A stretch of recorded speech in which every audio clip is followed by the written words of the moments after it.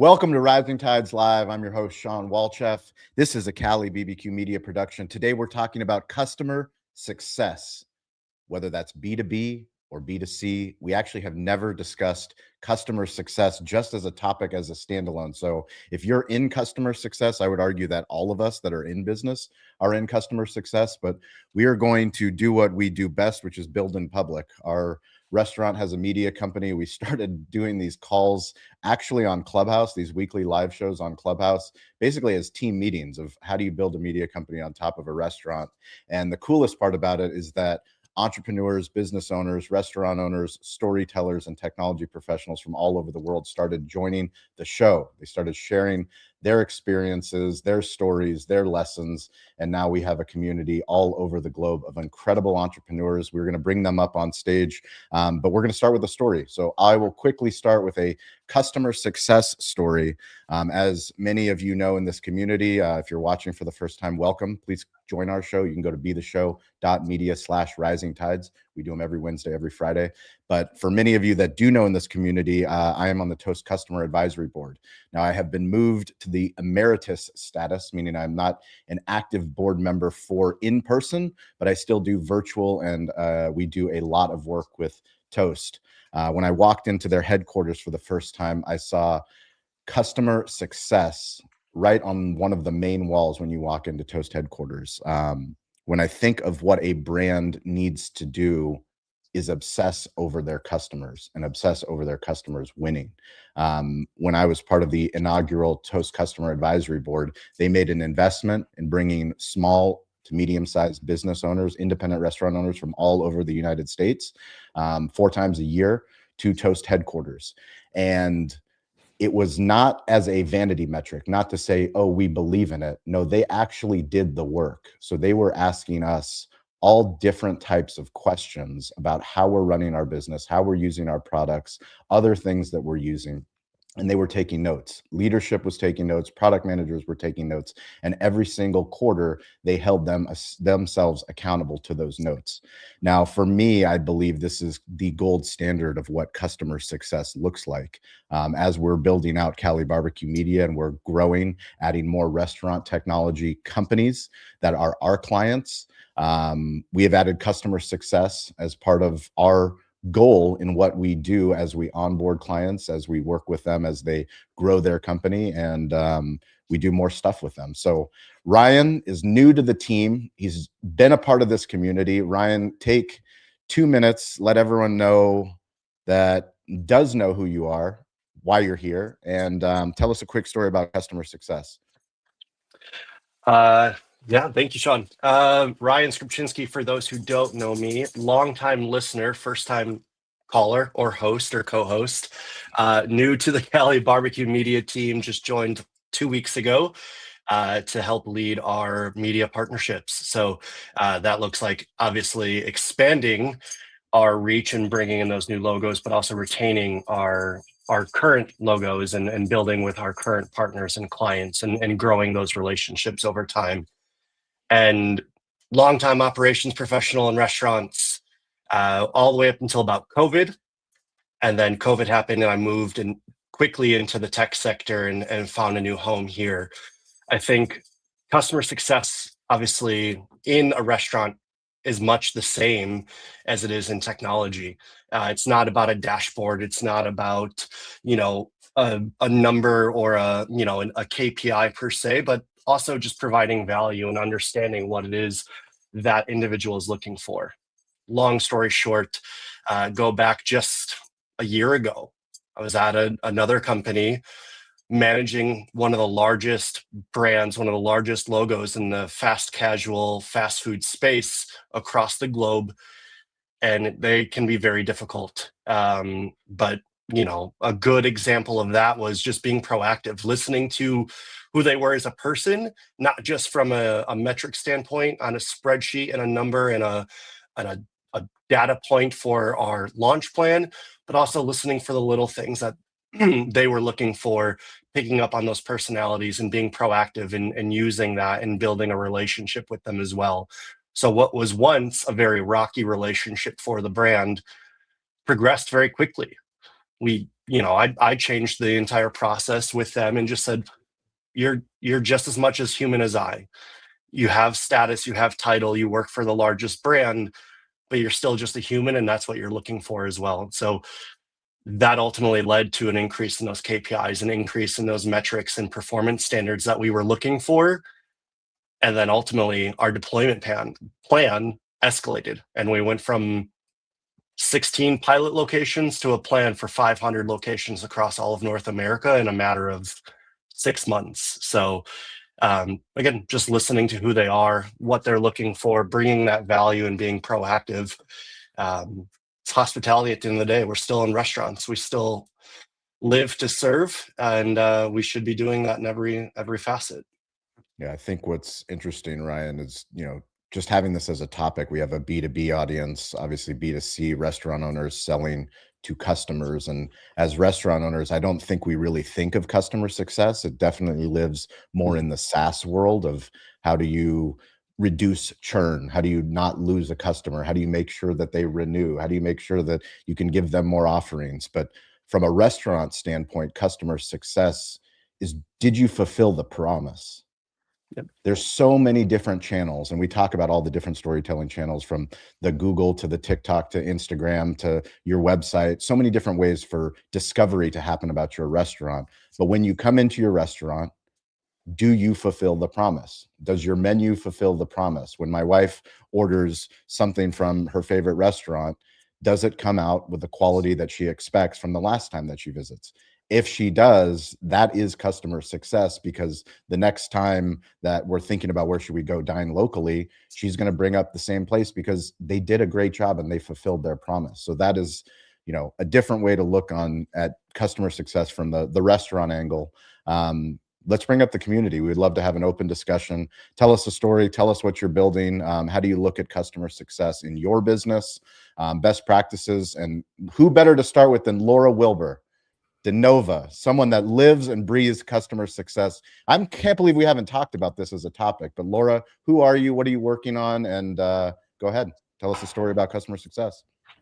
Great topic. So happy to see all of you. I'm Laura. I believe showing up is 80% of success. And when we show up consistently, like all of you do, we're unstoppable. For business, I'm in the business of showing up for my restaurant clients and bringing friends. And by friends, I mean millions of expense account diners looking for great restaurants for dine-in, carry-out, catering, and private events. I'm so happy to see one of my friends here. All of you are my friends, but one of my client friends, Linda, who joined us last week. And thank you so much for coming back. And another one of my client friends, Dana Navarro from Boudin, San Francisco, may be in the green room. I'm not sure, but she said she was going to try to join us today. Amazing. And just wanted to share a story about as a vendor who's worked their whole career to try to help businesses grow, the importance of what Ryan said, thinking of your customer as a person, and how do we make sure that they win, and what can you do that's beyond just sort of the box of your primary solution. I think Dean, who might be in the green room too, has shared this incredible story about if the customer isn't in the headspace that they need your paper clips today, what do they really need? And Linda shared this with the team last week about they're not, when they go to a hardware store, they're not there to get a drill. They're there to have a hole, and they don't really care what tool they have to achieve that goal. But the idea of, what can we do to really help each other, help our customers succeed, and don't be limited by just sort of keeping it super professional. Get to know them, spend time with them. In an AI world, I think Richard said this last week too, about, in a world where we're kind of like getting fooled by AI. I literally just got fooled by a YouTube guy. His name is Sal Benedetto, 106 years old. And I'm watching these 30-minute YouTube videos, and I'm like, wow, this sounds like this can't really be this 106-year-old person. And it turned out it was AI. So in a world where we're starting to get fooled by AI videos, what can we do to show up as our authentic human self in person and start building those relationships? And as far as success goes, I'll just share one business one. We've all heard about Jersey Mike's, and they have been a longtime client and partner at Dinova. When they started out, I think they had, as far as the partnership goes, I think they had about maybe 1,000 locations. And they were just really starting to focus on catering at that time.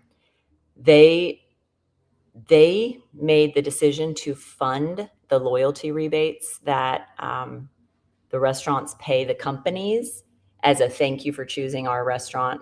Please come back and tell your friends. That was a competitive advantage that they had when they were selling new franchisees, because the new franchisees always ask, what are you going to do to help me drive sales? And what Jersey Mike's was able to say, and still is, hey, we have this national program where we're going to partner you with the largest companies in the world and the largest government agencies. It's not going to cost you anything. We're going to pay for that.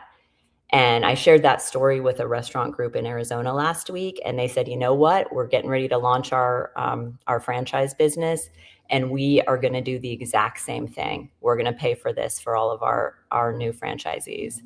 So just thinking of ways to stand out and differentiate yourself from the competition. Amazing stuff, Laura. Always great insights. Thank you. Billy, welcome back. Thanks for being here. 60 seconds. Who are you? What are you working on a Wednesday? And how do you define customer success, or tell us a story? Hey, thanks, Shawn. Billy Belvo with RoboOp 365. We're trying to solve one of the biggest problems with kitchens these days, which is finding a lack of labor. We're trying to do it with automation. As far as customer success, I really kind of hone in on the difference between the word success and service, right? We always hear customer service. We want to have great customer service. We try to teach our employees to have great customer service, but what does success mean? I think success is taking it a step further, right? And seeing that your customers are succeeding, right? They're actually benefiting from coming to your restaurant. They're not just having another meal there. They're getting an experience, or they're gaining something, whether it's a life experience, whether it's more time with their family. In the restaurant industry, I feel like that's true success for customers. And what I think is the funniest from a customer point of view is that restaurants actually do this the best at the smallest level. Your mom and pop restaurants, your small restaurants, they have some of the best customer success that you'd ever know, because they're there. They want to listen to their customers. They know what they want. They're ready for that particular order. They're ready to acquiesce to those little those little things that make your dining experience better. But then we tend to lose that with bigger brands, because they are focused more on the quantitative side of it, kind of the tech side of it, where how can we keep people coming back 3 times per year versus just giving a good experience, So I was actually sitting thinking. Oh, we lost you, Billy. Billy, you muted yourself. Apologies. Hey, can you hear me now? Yeah, you're good. Excellent. I was having dinner last night at Islands, one of my family's favorite restaurants, a pretty big brand here in Southern California. And I was kind of thinking to myself, wow, I mean, we just had absolutely amazing service. Everything was super tight, delivered really fresh. The food was amazing. The timing was perfect. It was one of those meals, but there's still something missing when you go to a big brand like that, as opposed to going to a smaller restaurant, which is that little bit of extra personal touch of like the manager coming out and speaking with you, or just talking about what's going on the other side of the restaurant, and thanking them for being there. So yeah, that's just one thing I think about customer success, is it's not always the quantitative side of, hey, I delivered food in 23 minutes, right? And we had the appetizers out in 8 minutes, right? It's not always just that, right? That'll keep people coming back for a while, but to create a memorable event, you got to figure out how you can go that extra mile. And some brands do it really, really well. Definitely. Great point. Great points, Billy. Appreciate you being here. Thank you for being part of the community. Eric Farrell, you're up, my friend. Who are you? What are you working on a Wednesday? And tell us a story about customer success. Hey guys, I'm Eric Farrell. I run thewordkitchen.com. I help the hospitality world tell better stories. Today, what am I working on? I got newsletter stuff to write. And in all of this customer success talk, I've got a pile of stories in my head. But the first one that came to mind is recent, but not at all restaurant related.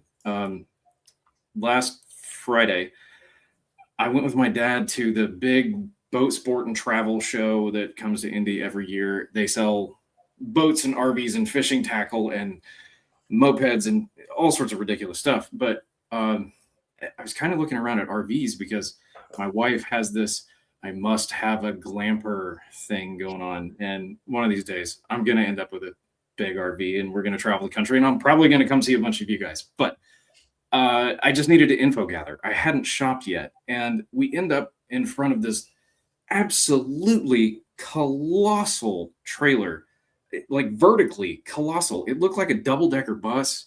It was just huge, but it didn't fit anything that I needed. The guy said, this is like the drive it to a campsite, park it, build a deck around it kind of thing. Inside, gorgeous, like 500 times better than my own house. It's kind of frustrating.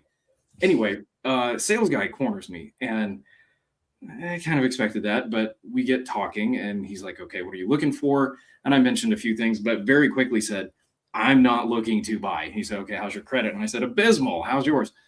But the conversation got deeper and he said, okay, well, let's figure out what you want when you actually do want to buy. And I thought, are you supposed to be selling me? And so he walks me to the other end of the building where they had a whole lot more that might fit what I need. And we talked through all kinds of details. I want this. My wife wants this. And he just kept going. And he knew right up front, there is nothing you can say that's going to make me buy today, next week, next month, nothing, period. And this guy's supposed to be hungry for 6-figure sales for that day, right?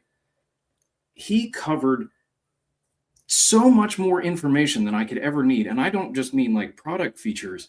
He went into like in-depth, here's what our dealership offers to help you. And he said, I don't want to just sell you to get you into something because I'll make money on it. I want you in something that's going to make your family happy long-term. But also, here are the things that we trim out. Like you're going to lose all of these hidden fees that our competitor does. Here are the benefits that we give you up front.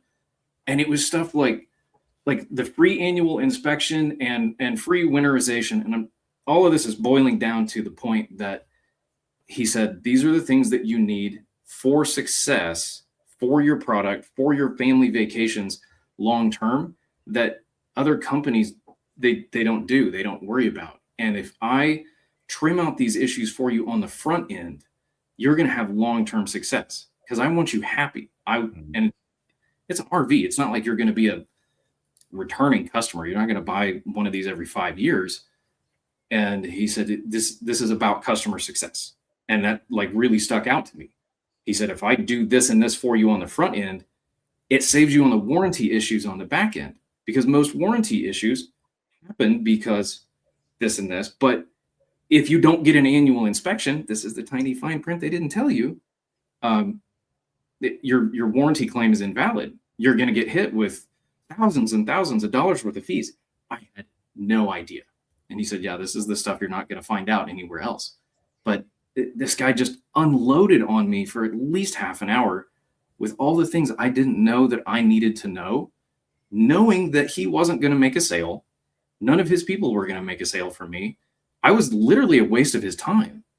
But he built in me a love for his brand, the dealership, and then the products and features. It was, we want to pull you into the family and make you know that you will be successful if you buy from us. We're going to make this so easy. If something goes wrong on your camping trip, we will go to your campsite to fix it. So you don't have to terminate your vacation. Or we'll do a FaceTime with you and teach you how to fix it on the spot if it's something as easy as changing a fuse. Like, the guy just kept going. And I came home and I told my wife, when we're ready to buy, there's no way we're buying from anybody but these guys because they've already set us up to win. It was so overwhelming that what's the name of the company? That came to mind. What's the name of the company? The name of the company was Bish's, BISH. They're a national dealership, but we've got one in town, and I drive by this massive RV lot all the time, and we just think, oh yeah, someday. Oh no, there's really going to be a someday. Sorry, I'm distracted. My 4-year-old's knocking on my office door. Anyway, Good. I'll stop. The point of it is, I think that mindset is interchangeable in any industry, any service. It doesn't matter what you do. Set your people up for long-term success, because your goal is service and helping, not selling. That's all I Eric, got. that was phenomenal. That's why we host this show. That's why we love doing this show. We learn through lessons and stories, and the fact that the story had to do with RV and camping and outside of the industry, as we all know and we all believe in this community, is everyone's in the hospitality business, whether they know it or not. Everyone's in the sales business. Everyone's in the marketing business. What an awesome story. I'm going to assign you homework, and I'm going to make sure you write something about that experience. Like, that's phenomenal. Yeah. Like, that is something that deserves to be on LinkedIn, deserves to be on your newsletter. Thank you for sharing it with the community. One more quick note at the end of that. The guy went above and beyond again, and he said, if you can, your wife's got questions, if you can bring her back to shop tomorrow, because I went on Friday, the show was going on Saturday, Sunday. He said, bring her back tomorrow. Here's my card. Call me when you get to the door. I'll meet you up front and give you free tickets to get in, so all you pay for is parking. I want you guys to get your questions answered. Amazing. Win. Amazing. Mike will clip it too, and we can send it to the dealership. That was a phenomenal story. Well done, Eric. Yeah, Chris, cool. Chris Tripoli, you're up, my friend. Go for it. Yes, sir. Hello, Shawn. Hello, Good to how are see you? everybody again. Great to see you. I love that, helping, not selling. And that's the best sales technique, really. I think we succeed when we help, and not when we're trying to sell. So who am I and what am I doing? I love joining you guys when I can on Wednesdays. It's a great midweek pick me up. I am with restaurantowner.com. For those of you who haven't been, it's the single greatest source of information and education that's on the web today, directed at the small independent restaurant operator. I help educational content get developed, I do webinars, and I'm still hosting their podcast called Corner Booth, which is a ball because we get to share stories with today's restaurant entrepreneurs. So that's kind of who I am and what's keeping me busy. What I'm doing right now is kind of interesting. Just yesterday, I decided to go to work in a unique situation. A lady who recently bought an existing restaurant in Port Charlotte, Florida. It's a well-established restaurant. Owners wanted to sell. There was no succession planning. Kids weren't going to take it over. It's busy. It's established. And so she bought it. So the good news is she's in the business. The bad news is, help, I'm in the business. So we're going to be doing some coaching there on basically this topic, how to maintain success. If you're successful by the way of measuring, say, years in business or number of customers or profitability, how do you then maintain that while you're also trying to inject, improve, embellish, towards the future? It's going to be very careful walking the plank. And we will be her coach on the sidelines doing that. So who I am and what I'm doing. Love today's topic. And from an independent restaurant operator's point of view, it really is a everyday. Wait, hold on, Chris. Has restaurantowner.com covered customer success like as a topic for restaurant owners? Yeah, it's typically it's a B2B conversation, but it's interesting when you put a B2C angle on it. Yes. And you're right. In fact, we think we can find the webinar that was on, they were calling it customer satisfaction. Yeah. Improving customer satisfaction in order to be, successful. So kind of a different way. But I tell you, but the stories that pop into my head for sure. Yeah. are coming from a couple of the members. There's a couple independent operators out there that, God, I wish I could grab them and throw them in here today, because this one guy who's running a very high volume, independently owned family Greek restaurant has such a really good approach on customer success, because every day at pre-shift, he explains to people that we don't just cook, we don't just serve. Okay, that's what we do in order to help our guests succeed at what they're wanting from us. So it's a game. You know, every table is a play, and it's a game, and we're coaching. We're only as good as our last victory. Every shift is a game. We got to win, and the only way to win is make sure that every customer at every table was successful in what they were expecting. I went, boom. How do you do that? Well, one thing that another client keeps teaching is always find a way in our business to say yes.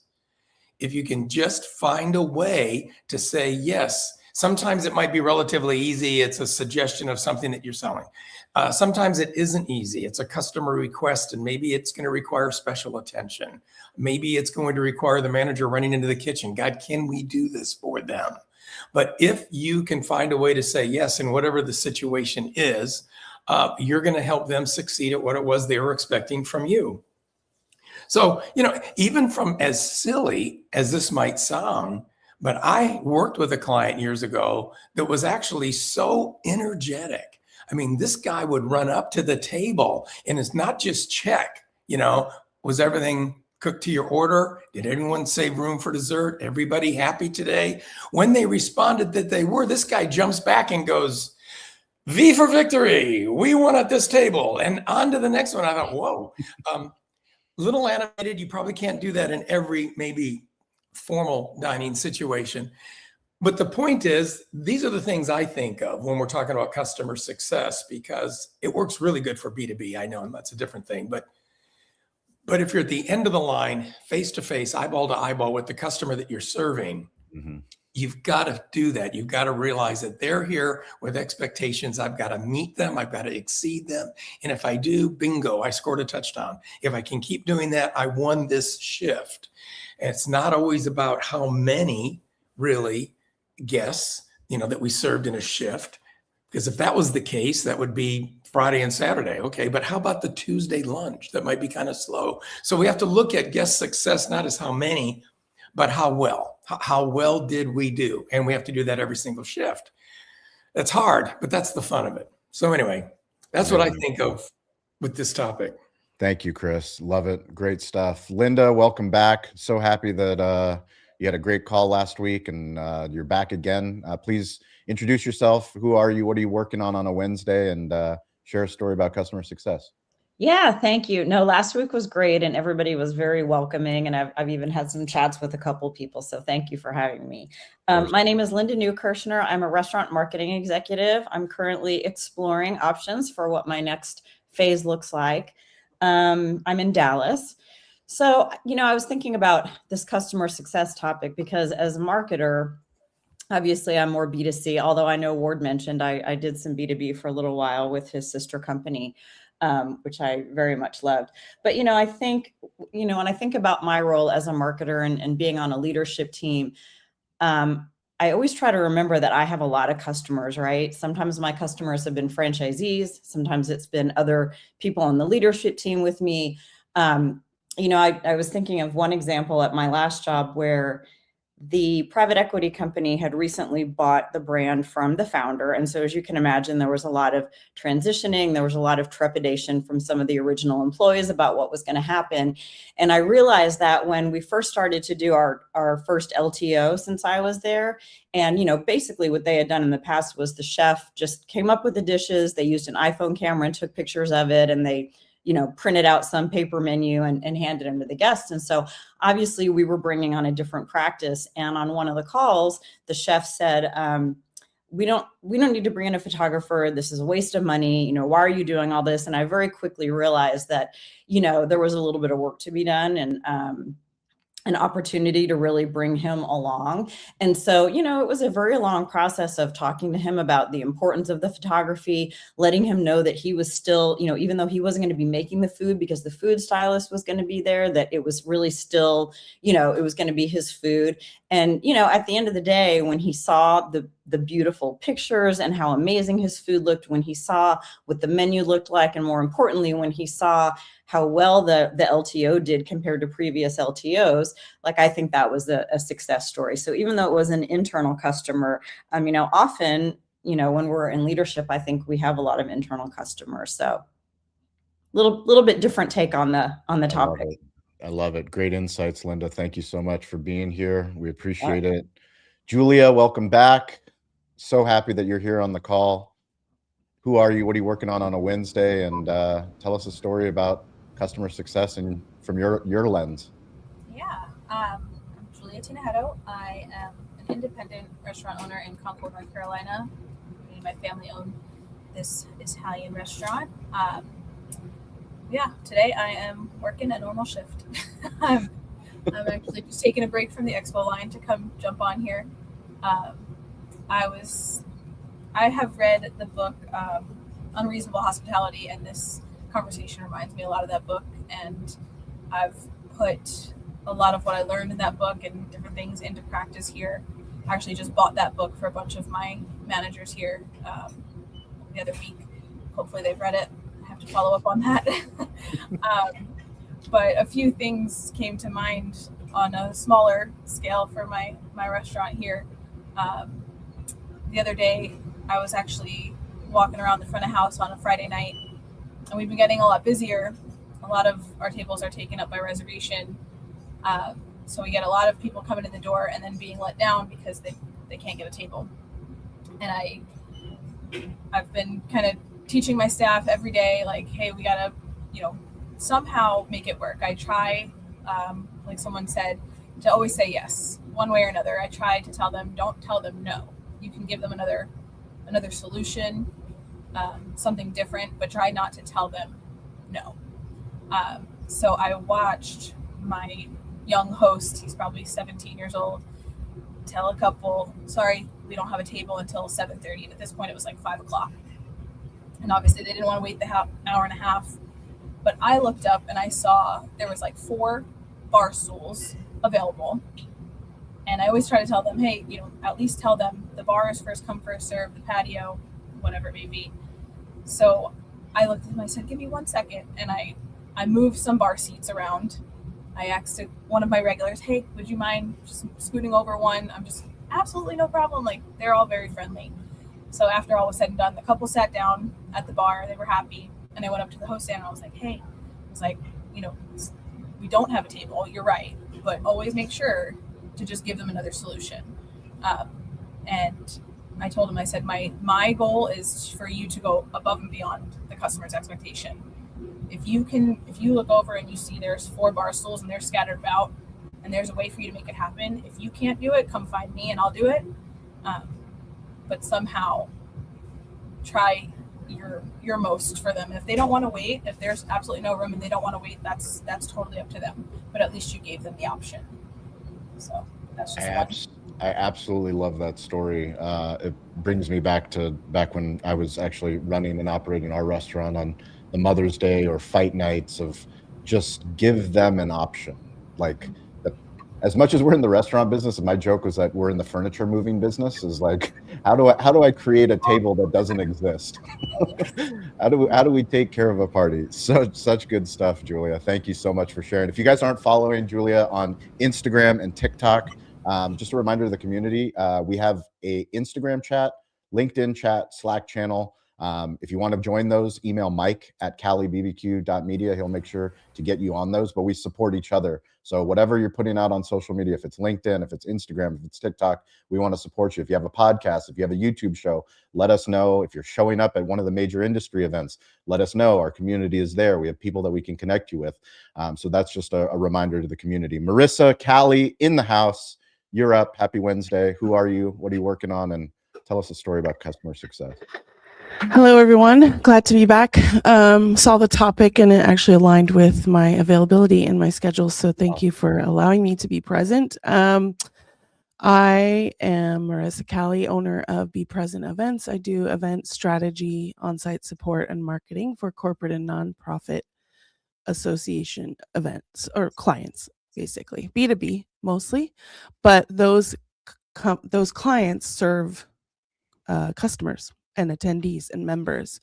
So this is a really good topic, because a lot of times when you're creating an event, you're thinking, well, how do they want to feel? Because that is all tied to customer success.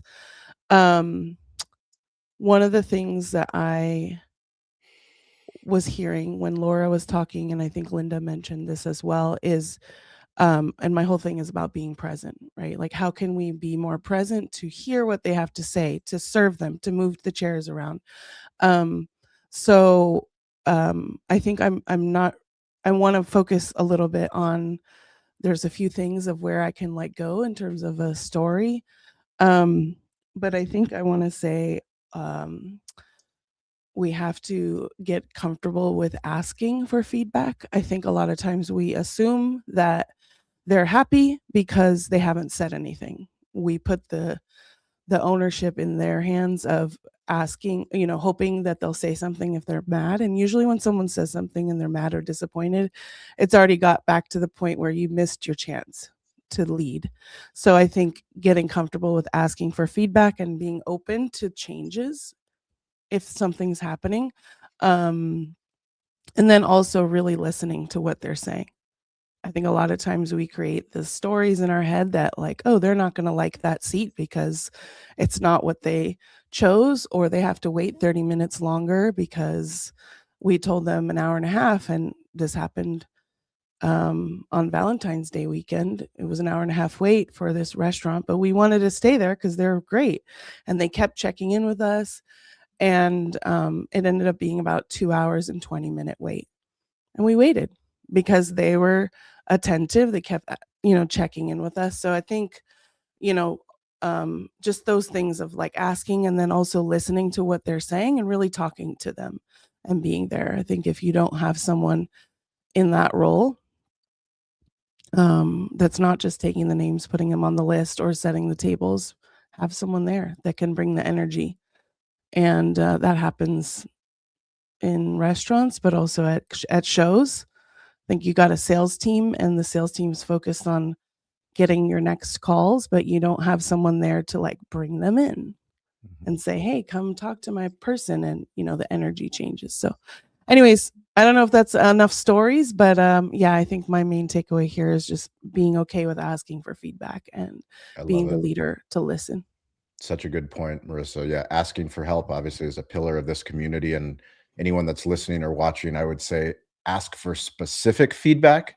One thing that managers, how was everything, is probably the worst thing you can go up to a table and ask, but ask them, how did you enjoy the brisket, since you ordered brisket and you were inquiring that you want to taste brisket like you had in Texas. How did our brisket compare? But ask for specific, and that goes for B2B too.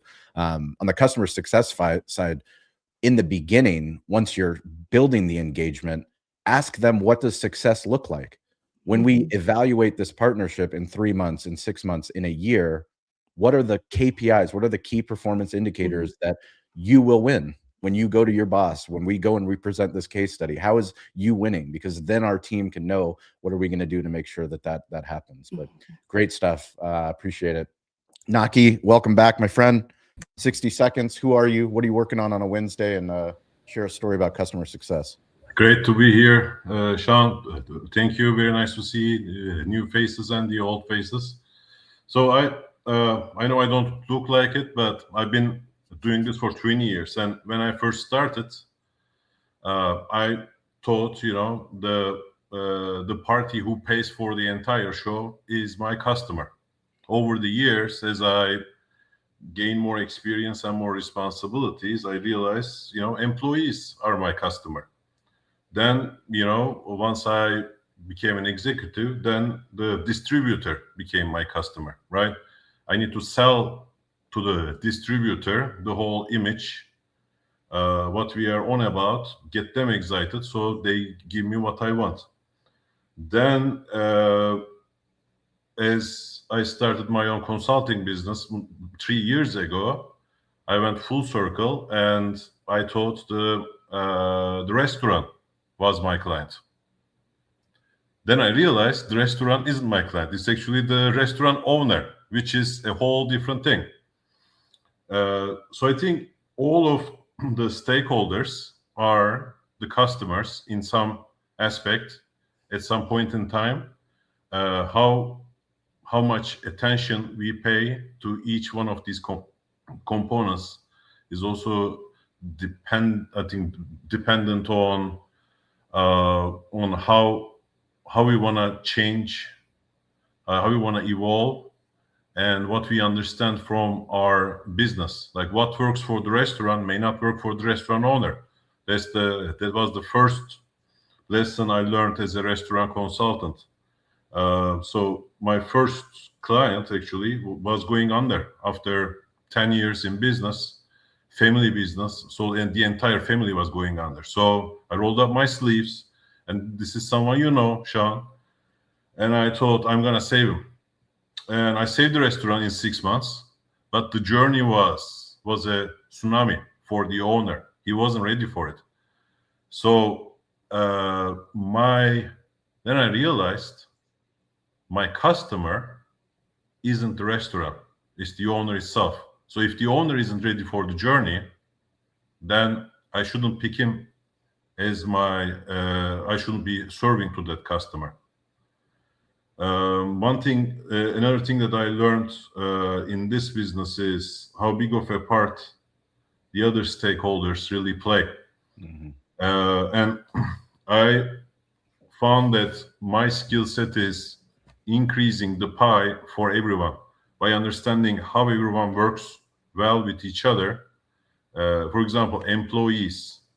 Nothing is a zero-sum game. I think other than the landlord and the tenant relationship, nothing, unless it's basically real estate, in any kind of business setting, nothing is a zero-sum game. So just because you pay more to the employee, it doesn't mean that the restaurant is now like less rich. It's about, in my opinion, increasing the pie for everyone. Just like, providing value to the guest, paying a very good wage and training and paying for their training for the employees, distributor understanding how their business works and how they can collaborate with us the most efficient and effective way, or doing all the consumption planning with them, making sure that they are paid in time, the delivery schedule works for them and for the restaurant, and the owner himself. There are about 150 things a restaurant must do in order to be very successful. And if basically is the priority the restaurant or the owner, and make sure that everyone understands what needs to happen and what the goals are, what the goal is going to be. I think that was touched before. So a very good conversation at the beginning, I think, is the best course of action. Understanding all the stakeholders, them understanding what this is all about. Amazing stuff. So true. Great stuff, Naki. Ward Olgreen, back in the house. Thanks for being here, Ward. 60 seconds. Who are you? What are you working on a Wednesday? And give us a customer success story. Yeah, Ward Olgreen, the COO of RedOnion.ai. We do guest behavior analytics all the way down to the individual guest to solve issues for our customers. What a great topic, just because it can go in so many different directions. I've always thought that success as a term is similar to profit. It's typically the byproduct of effort versus the focus of your day. Because if you just walk around and say, I need to be profitable, I need to be successful, well, that ain't going to work. You got to be doing everything else to make those terms happen. For me, success when I was an operator was getting the most out of your employees. Period. Regardless of your role, is getting the most out of your employees and understanding how you have to work with each one. Because I know back when I ran a commercial food equipment company, you had two different technicians. You could walk up to one guy and say, God dang it, Joe, is that the best you can do? You go, oh, Joe, hey, Ward, I can do better. I promise you. Let me get to it. And you walk up to another technician, have the exact same conversation. He'll say, go to hell, do it yourself. So success is also how you manage people to get the most out of them in relation to what you're trying to achieve. And as in technology, we have all kinds of customers. So our success definition changes. With other vendors, we look for partnerships with, I believe is an incredibly overused word. Similar to friends, right? Friends. It's like, oh yeah, I got thousands of friends, really. So my definition of friends is if I'm hanging off a cliff, somebody else, my friend would risk their life to save mine. So that if you use that as definition, you'll find out your list of friends shrinks incredibly. And I think about, for us, Red Onion, it's really about success is about having the uncomfortable conversation with a new user to make sure they maximize value of our software. Because too many times they want to go to the easiest. Oh, let me just go to Insights, which is basically, like a very visual Excel spreadsheet, versus teaching in the analytics. Let me get you to the hard answers you don't want to hear, because that's going to make them successful with our product, which will make them stay. My favorite story about success as it relates to service was, this was in the 90s when I was in UAE, Saudi Arabia, and all the servers there were taught to simply wait and be hailed to the table. And so I was able to really just almost completely convert the entire service format. I feel like I did it for the entire country, but hey. But it was basically, I just taught them how to anticipate needs. See what's going on, anticipate that, versus they were just taught to be in fear of starting the conversation at the table.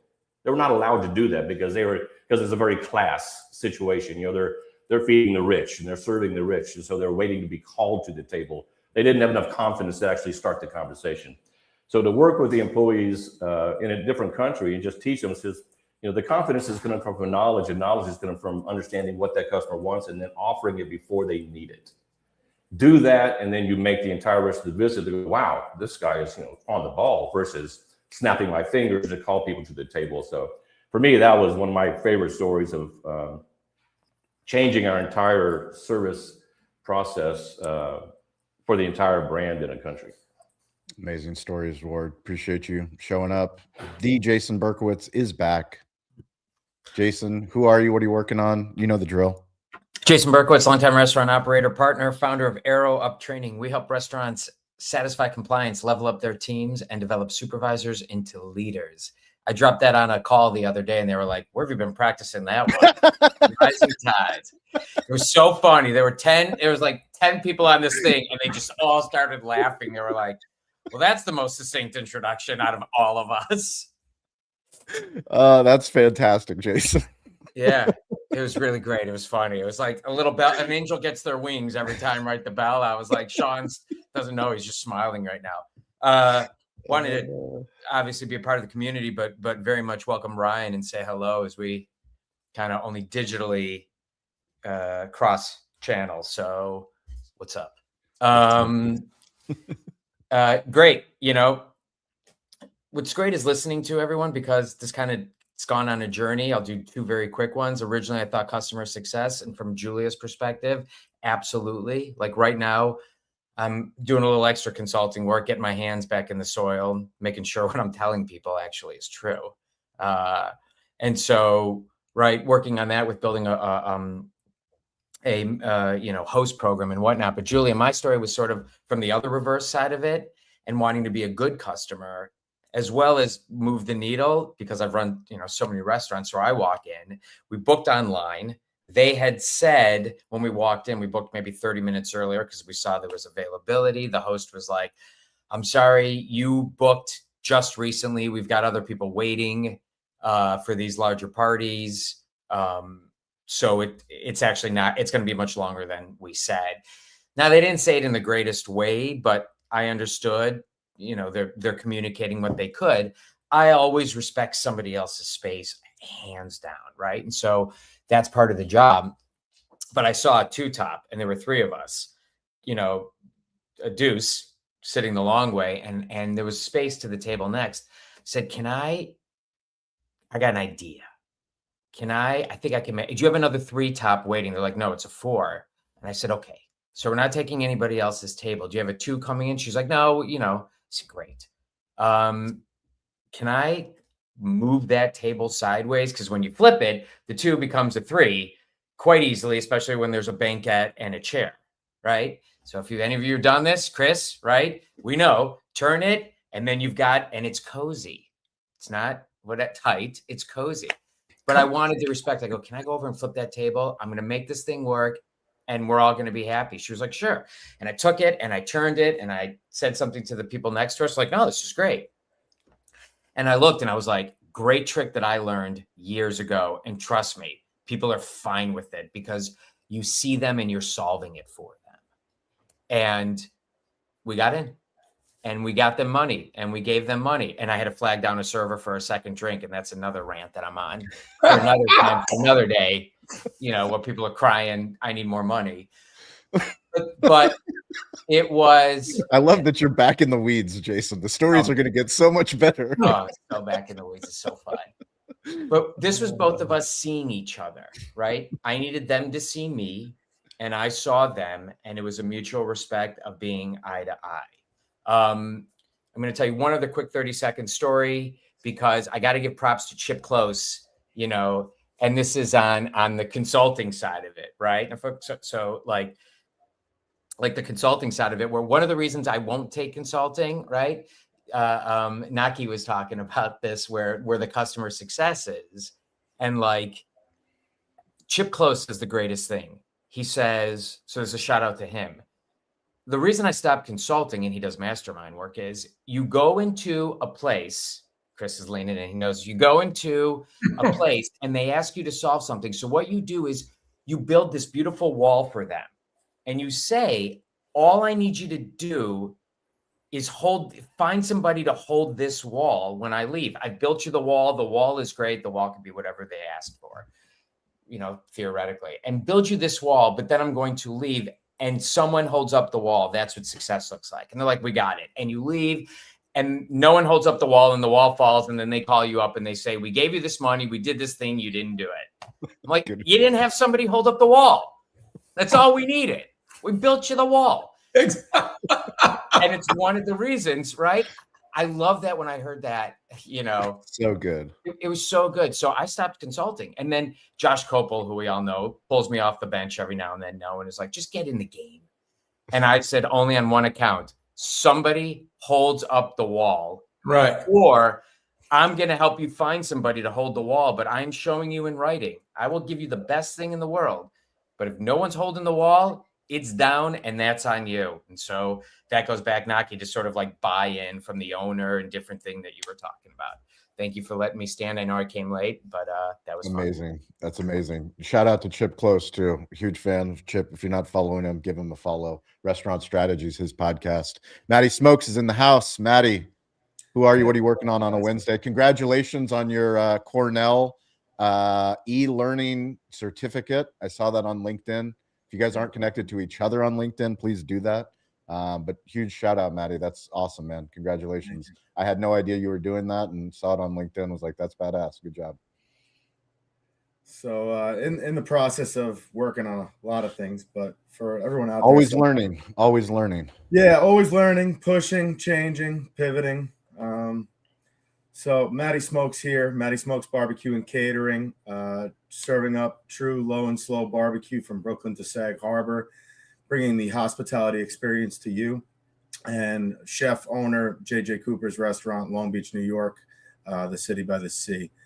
Right now, in the process of digging deep on what I'm going to call Maddie Smokes Chapter 2. Been working on a lot of stuff, and so I'll be excited to share a whole bunch of that with you guys coming soon. But customer success, it made me think about when I was kind of a couple years into the catering business, and I had some clients come to me to do their wedding. And it was probably my second or third wedding, but as the concept developed, it's on the beach in Breezy Point, beautiful wedding. Big wedding band. They want family style meals. And so our job is always to obviously set the expectations for the customer, and we want to set them pretty high so we can get paid for it well. But so fast forward to the event, they did everything: the wedding band, the tent, the air conditioned bathrooms. And we're about a week before, and my pickup truck just conks out, done. Mechanic says nothing good for it. Got to run and get a new truck. A couple days before, heat wave starts rolling through in the middle of August, and it is the hottest day of August that we have. Wedding getting started, the band's rolling in, their truck gets stuck in the sand, and we're helping them haul all their stuff over to the other side. And just everything that day that could have gone wrong went wrong. I mean, I'm talking in the middle of the service, the pastor actually fainted, and so did one of the bridesmaids. We ran out of ice. everything imaginable. But what I will say is for customer success, we just chipped in all day and continued to just make sure that every single variable that was thrown at us, we were solution based. We called up new beer distributors, got ice over there. But by the end of the night, bride and groom are dancing on the beach. Groom's taking half his clothes off, and he's swimming in the ocean. And still to this day, it's almost 8 years later, they're calling me up talking about how it was the best possible event they could have imagined, and people are still talking about it. So I kind of just say that's why we do it. We got a lot of variables and a lot of things get thrown at us, especially being on the ground as an operator, like Julia was saying earlier. But we gotta meet and surpass expectations every day for the customers in order to continue doing what we do best. What a phenomenal story, Maddie. It's events, it's hospitality, it's restaurants, it's food service, it's success all rolled up into one. And to your point, all you can do is be proactive. Ignoring it won't let it go away. But if you are proactive, you can make magic out of crazy situations. Yeah, it's not going to be easy. Literally in our DNA. Yeah, it won't be easy. No, this isn't for the weak. Amazing stuff. Let's go ahead and do tip, takeaway, homework assignment. Linda, why don't you go ahead and start us off today? Oh gosh. I don't know. I don't have anything yet. Can you come back to me? Yeah, we'll come back. Marissa, you're up. I'm gonna give a tip for anyone who has maybe had a not so great experience with a customer or a partner, and give them a call and talk to them and listen to what they have to say, because they're probably not expecting you to call to learn. So that's my takeaway. Make it uncomfortable and learn. That is a pillar of what we believe in. That's how we be comfortable being get comfortable being uncomfortable. And yes, asking someone why you messed up, you can learn a lot and change the trajectory of your business. Naki, you're up. Tip, takeaway, homework assignment. Listening more, just like I guess Marissa said, right? Calling, understanding. There are so many facets in this business that we are in. Communication is key. Priorities change all the time. Be understanding of all of these. And my homework assignment is I added everyone here, I believe, in my LinkedIn, and keeping in touch. Creating a bigger network. Amazing. Yep. Bring a friend like our friend Laura did. Thank you, Linda, for being here. Everyone that does come, we appreciate it. Julia, thank you so much for getting off the expo line, and like the fact that you're literally in your restaurant off the expo line. You too, Maddie. We're grateful. We hope to have more owners, operators, no matter what business you're in. So thank you all for being here. Go ahead, Julia. Takeaway, homework assignment. Yeah, I liked, I forget her name already. I'm sorry, she's not on the screen anymore. But reaching out to someone that had maybe the not best experience, that's going to be my homework, and see what I can amend, turn it around for some people. I do try to answer all good, bad, and different reviews. So I'm there already, but I'm going to take it a step further. See what I can do. Amazing. Thank you, Julia. Appreciate it. Ward, go ahead. Tip, takeaway, homework assignment. Yeah, for the topic about the bad experience thing, we actually had a whole conference around this because with franchisees, you just struggle with getting to handle problems because they see it as something that's affecting their wallet when they have to replace food. And we taught everybody that here the term you use is, I can't blame you for being upset. You say that up front and you diffuse the entire situation because you're now on their side. So that's a quick tip. Jason, my tip to you is get some nails, and you might get that wall to stand up a little bit better. Just kind of pound them in. But we're doing the exact same thing with our own product because we know that we can only take our customers so far. So we're adding AI onto it to take it past just putting up the wall. The wall has to now teach them and tell them, here's what's to do next, because the wall in itself often doesn't talk. Awesome stuff. Thank you, Ward. Chris Tripoli. Yes, sir. Great topic today, everybody. I think my tip for all of us is that a topic like customer success is certainly one that we should engage our staff in with. We talk a lot about the engagement of staff and how hospitality works a whole lot better. Empower your managers and engage your staff. Well, certainly if what we're looking for, whether it's B2B or B2C, we're wanting to improve our customer success, engage our staff in this discussion. The tips that we might get from them, the issues that might have to overcome, the questions that might have to be answered are going to be worth the time. That's my tip. My takeaway is I think customer success becomes a little bit easier when we start with the end in mind. A couple people touched on that. If we start with what is winning look like? How do we know that we were victorious with this client? Or with this customer, what is winning look like? To go to the earlier point about consulting, it took me a while before I realized that was my opener.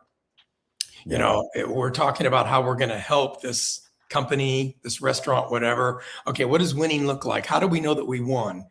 When do you say victory?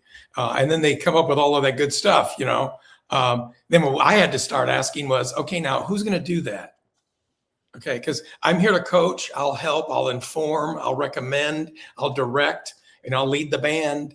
But who's here to do that? Because, somebody's going to obviously have to hold the wall when you leave. But anyway, my takeaway is that it's a little bit easier if we start with the end in mind. And my homework, I think, is a little maybe off subject, but very important. I made a note.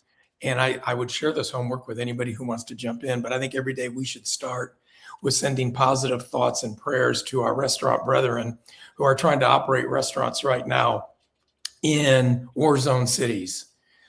We get inconvenienced here every once in a while, and we're mad when we're inconvenienced because we're trying to operate our business in a construction zone or we've got too much water or rain or, whatever, and it disrupts business. Right now, there's people that we know that are trying to operate a restaurant in Abu Dhabi, Muscat, Oman, Bahrain, Riyadh, Jeddah. They're just trying to operate a business. Doha restaurants that I know were members that we work with are closed, can't find their staff. So every day that's my homework assignment for this next week. Amazing. Thank you, Chris, and appreciate the reminder. Yeah, to our global hospitality community. Matty Smokes, tip, takeaway, homework assignment. Don't follow up, Chris. You there? Yeah, we're here. Okay. Yeah.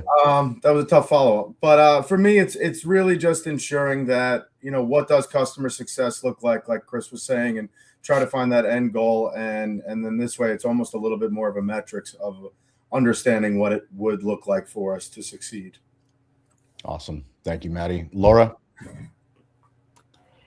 Tip is something I shared last week, a Steve Jobs quote that says a small handful of A+ players will run circles around a giant team of B and C players.